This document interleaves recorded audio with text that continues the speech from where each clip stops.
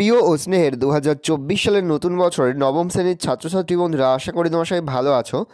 আজ আমরা যে বিষয়টি নিয়ে আলোচনা করব নবম শ্রেণীর ফার্স্ট সামেটিভ অর্থাৎ প্রথম পর্যায়ক্রমিক মূল্যায়নের ভূগোলের কোশ্চেন পেপার নিয়ে। দেখো সরাসরি স্ক্রিনে কিন্তু আমরা 2024 সালের ফার্স্ট সামেটিভ অর্থাৎ প্রথম পর্যায়ক্রমিক মূল্যায়নের ভূগোলের নমুনা প্রশ্নপত্রটা দেখতে পাচ্ছ।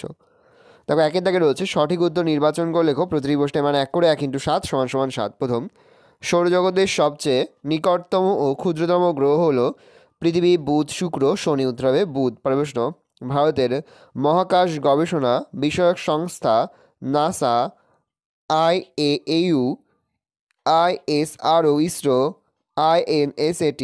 উত্তর হবে ISRO, ইসরো। বলছে পৃথিবীর অনুসূর অবস্থান ঘটে 3রা জানুয়ারি, 4ঠা জুলাই, 21শে মার্চ, 23শে সেপ্টেম্বর। উত্তর হবে 3রা জানুয়ারি। পরের প্রশ্ন, পৃথিবীর অক্ষটি কক্ষতলের সঙ্গে হেলে থাকে 23.5 ডিগ্রি, 66.5 ডিগ্রি, 70 ডিগ্রি না 90 ডিগ্রি কোণে। উত্তর হবে 66.5 ডিগ্রি। পরের প্রশ্ন, মানুষের অর্থনৈতিক ক্রিয়াকলাপের মূল ভিত্তি হলো জমি, শিল্প, অর্থ, সম্পদ। উত্তর হবে সম্পদ। প্রশ্ন, প্রাকৃতিক সম্পদের উদাহরণ হলো সূর্যরশ্মি, শ্রম শক্তি, প্রযুক্ত, কর্মদক্ষতা। উত্তর হবে সূর্যরশ্মি। প্রশ্ন, একটি আবর্তনশীল গচ্ছিত সম্পদ হলো কয়লা, কাগজ, খনিজ তেল, তৃণভূমি। উত্তর হবে কাগজ। পরে তোমাদের রয়েছে বিভাগ খ, 2 এর দাগে রয়েছে বিবৃতিগুলি সত্য হলে ঠিক এবং অসত্য হলে ভুল লেখো। প্রশ্নের মান 1 করে 1 × 2 = 2। ভেটফোর্ট লেভেল পরীক্ষা করা হয় 1875 খ্রিস্টাব্দে। উত্তর হবে ভুল, তাহলে আমরা ভুল লিখব। প্রশ্ন, 2100 শতক বর্ষটি হলো অধিবর্ষ। উত্তর হবে ভুল, তাহলে আমরা ভুল লিখব। বিয়ে দাগের উপযুক্ত শব্দ বসিয়ে শূন্যস্থান পূরণ করো। প্রশ্নের মান 1 করে 1 × 2 = 2। প্রথম, জিওট কথাটি প্রথম ব্যবহার করেন বিজ্ঞানী। উত্তর হবে জোহান লিস্টিং। পরের প্রশ্ন, দক্ষিণ ভারত ড্যাশ শক্তি উৎপাদনে অগ্রগণ্য। উত্তর হবে জলবিদ্যুৎ। পরে রয়েছে সি এর দাগে স্তম্ভমেলা। প্রশ্নের মান 1 করে 1 × 2 = 2। নিশীর সূর্যের দেশ আর অনুসূর অবস্থান। খস্তমের 3রা জানুয়ারি, 4ঠা জুলাই, নরওয়ে। নিশীর সূর্যের দেশ হবে নরওয়ে, অনুসূর অবস্থান হবে 3রা জানুয়ারি। ডি এ দাগে রয়েছে একটি বা দুটি শব্দ উত্তর দেওয়া। প্রশ্নের মান 1 করে 1 × 2 = 2। সূর্যের উত্তরায়ণের মধ্যভাগে কোন বিষুব ঘটে? উত্তর হবে মহাবিষুব। প্রশ্ন, পৃথিবীর মেরু ব্যাসের মান কত? উত্তর হবে 12,714 কিমি।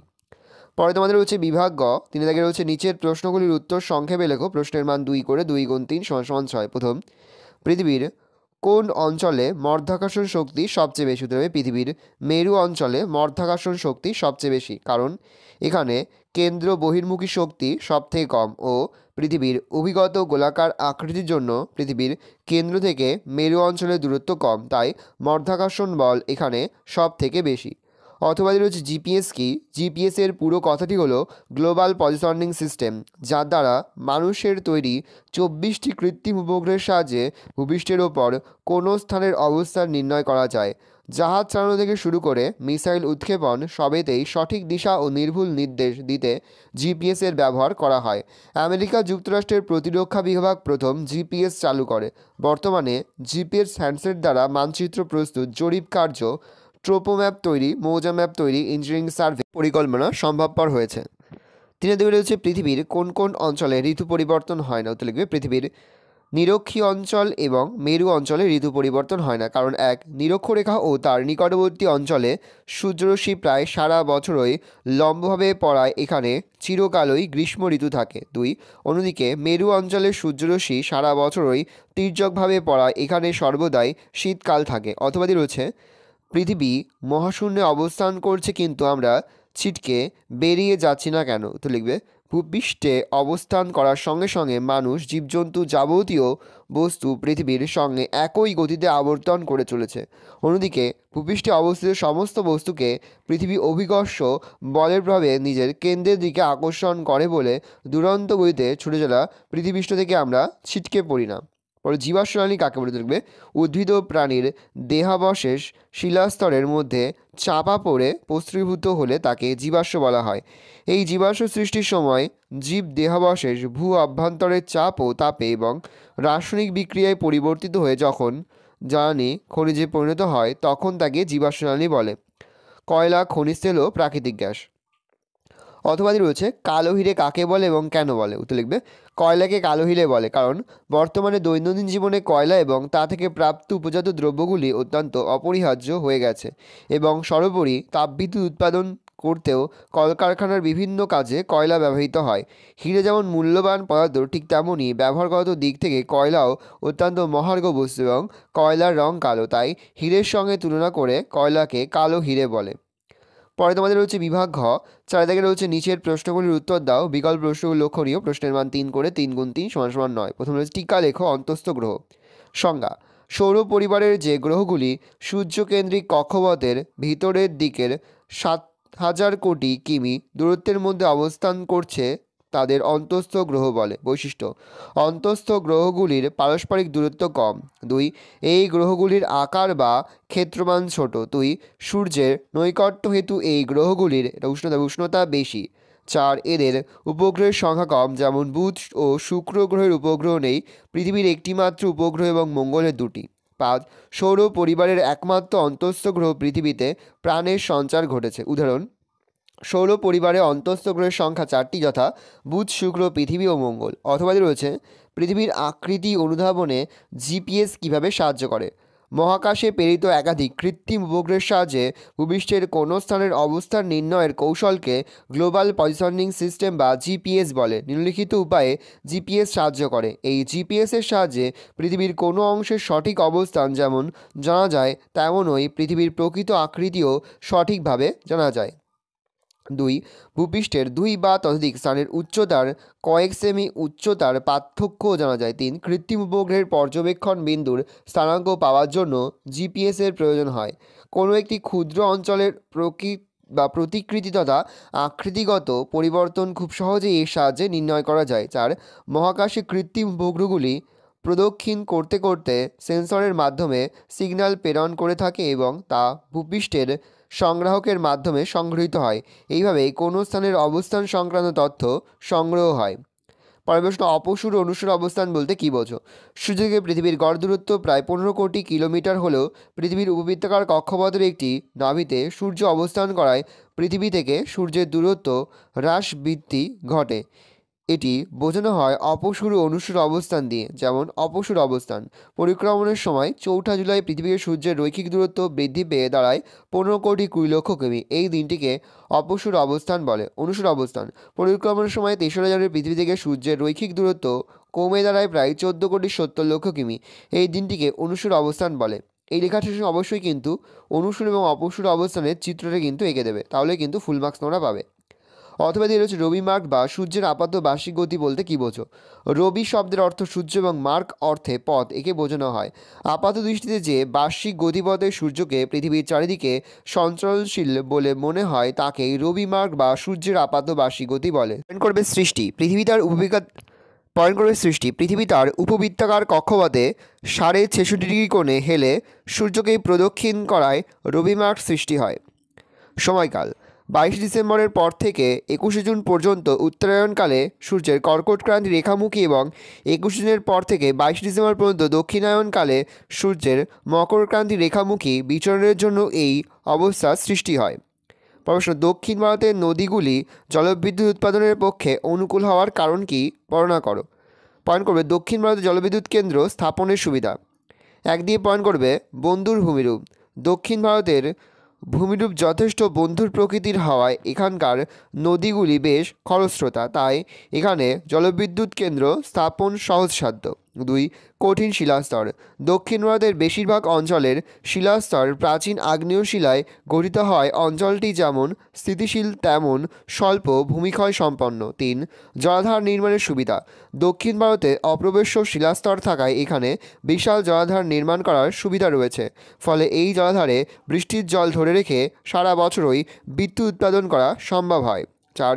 স্বল্প ভূমিক্ষয়: দাক্ষিণাত্য মালভূমির কঠিন শিলা সহজে ক্ষয় হয় না, ফলে এখানে নদীর জল যেমন পলিমুক্ত তেমনই নদী বাঁধগুলিও সুরক্ষিত থাকে ও অন্যান্য শক্তি সম্পদের অভাব দক্ষিণ ভারতে কয়লা, খনিজ তেল, প্রাকৃতিক গ্যাস প্রভৃতি অন্যান্য শক্তি সম্পদের অভাব থাকায় জলবিদ্যুৎ কেন্দ্র স্থাপন এখানে অত্যন্ত লাভজনক। 5. বিপুল চাহিদা: দক্ষিণ ভারতের বিভিন্ন শিল্পক্ষেত্রে বিশেষত ইলেকট্রনিক শিল্পের এবং আধুনিক নগর ও শহরগুলিতে জলবিদ্যুতের বিপুল চাহিদা রয়েছে। 6. মূলধন বিনিয়োগ। স্বাধীনতা লাভের পূর্বেই দক্ষিণ ভারতের রাজ্যগুলি জলবিদ্যুৎ উৎপাদনের জন্য প্রচুর অর্থ বিনিয়োগ করে, ফলে প্রাথমিক মূলধনের কোনো অভাব ঘটেনি। অথবা রয়েছে বর্তমান ভারতে অচিরাচরিত শক্তি সম্পদের উপর অধিক গুরুত্ব দেওয়া হচ্ছে কেন? তো লিখবে বর্তমানে ভারতের চিরাচরিত তাপবিদ্যুৎ, জলবিদ্যুৎ ও পারমাণবিক বিদ্যুৎ অপেক্ষা অচিরাচরিত শক্তি থেকে বিদ্যুৎ উৎপাদনের উপর অধিক গুরুত্ব দেওয়া হচ্ছে। কারণ 1.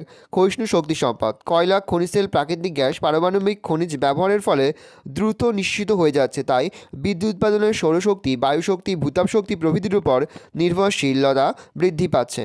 2. অফুরন্ত অচিরাচরিত শক্তি, অচিরাচরিত শক্তি সম্পদগুলি ব্যবহারের ফলে শেষ হওয়ার কোনো সম্ভাবনা নেই, তাই এর গুরুত্ব বৃদ্ধি পাচ্ছে। 3.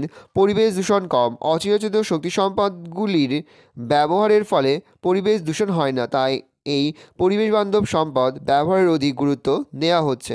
সীমিত জলবিদ্যুৎ, জলবিদ্যুৎ পরিবেশ বান্ধব ও প্রবাহমান সম্পদ হলেও ভারতে অর্থ ও সঠিক পরিকল্পনার অভাবে এর উৎপাদন সীমিত।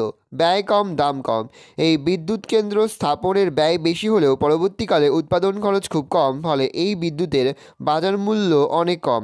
সহজলভ্য, অচিরাচরিত শক্তি উৎসগুলি সর্বত্রই সহজলভ্য এবং এর পরিবহন খরচ তেমন নেই, ফলে আমাদের দেশে অচিরাচরিত শক্তি সম্পদের ব্যবহারিক গুরুত্ব ধীরে ধীরে বৃদ্ধি পাচ্ছে। পরে তোমাদের রয়েছে বিভাগ উঙ। 5 দাগে রয়েছে যে কোনো একটি প্রশ্ন দেওয়া, প্রশ্নের মান রয়েছে 5। প্রথম, সৌরজগতের একমাত্র পৃথিবী গ্রহেই প্রাণের সঞ্চার ঘটেছে কেন? দেখে না, আমি আর উত্তরটা মুখে বলছি না, মুখে বললে ভিডিওটা অনেকটাই বড় হয়ে যাবে, তোমাদেরই অসুবিধা হবে। আমি আস্তে আস্তে স্ক্রল ডাউন করছি, তোমরা কিন্তু অবশ্যই ভিডিওটা থামিয়ে বা স্ক্রিনশট নিয়ে কিন্তু সম্পূর্ণ উত্তরটা তোমাদের খাতাতে নোট ডাউন করে নেবে। 1 দিয়ে পয়েন্ট করবে অনুকূল অবস্থান, ভালো করে দেখে নাও। 2 দিয়ে পয়েন্ট করবে আকৃতিগত পার্থক্য। 3 দিয়ে পয়েন্ট করবে অনুকূল পরিবেশ।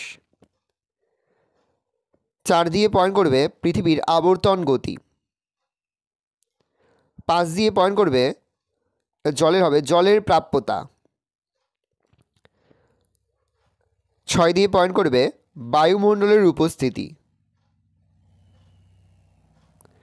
7 দিয়ে পয়েন্ট করবে অক্সিজেনের উপস্থিতি। 8 দিয়ে পয়েন্ট করবে শিলামণ্ডলের উপস্থিতি। শেষ পয়েন্ট করবে ঋতু পরিবর্তন। প্রশ্ন, পূর্ব ভারতের অধিকাংশ তাপবিদ্যুৎ কেন্দ্র গড়ে ওঠার কারণগুলি লেখো। 1 দিয়ে পয়েন্ট করবে পর্যাপ্ত কাঁচামাল। 2 দিয়ে পয়েন্ট করবে বিকল্প শক্তি সম্পদের অভাব। 3 দিয়ে পয়েন্ট করবে বিদ্যুতের ব্যাপক চাহিদা।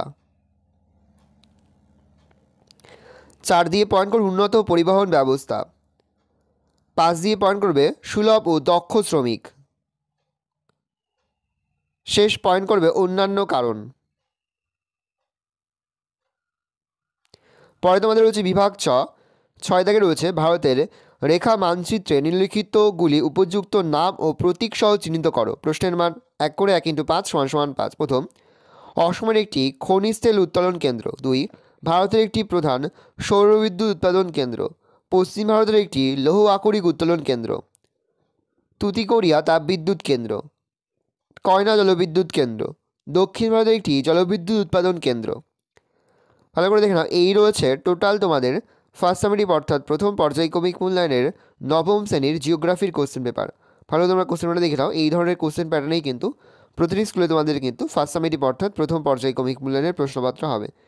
শুধু ভালো করে তোমরা কোশ্চেন পেপারটা দেখে নাও। আশা করি ভিডিওটা ভালো লেগেছে। ভিডিওটা ভালো লাগলে ভিডিওকে লাইক করতে একদমই ভুলবে না। আর আমার চ্যানেল নতুন হওয়া লাল কালার সাবস্ক্রাইব প্রেস করে পাশে বেল আইকনটা প্রেস করে যখন নতুন কোনো ভিডিও আপলোড করি সবার ফার্স্ট নোটিফিকেশন তোমরা পেয়ে যাও। আর এই ভিডিওটি তোমার বন্ধু বান্ধবী আত্মীয় স্বজন সবার মধ্যে কিন্তু অনেক শেয়ার করে দাও যারা এবছর নবম শ্রেণীতে পড়ছে। আমরা কিন্তু ইতিমধ্যেই নবম শ্রেণীর প্রতি বিষয়ের সিলেবাস, প্রশ্নকাঠামো এবং নমুনা প্রশ্নপত্র কিন্তু আপলোড করে দিয়েছি।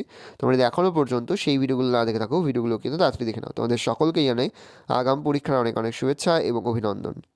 একেবারে ভিডিও শেষে স্ক্রিনে তোমরা একটা প্লেলিস্ট দেখতে পারবে, তার উপরে ক্লিক করলেই সমস্ত ভিডিওগুলোই কিন্তু তোমরা পর পর দেখে নিতে পারবে।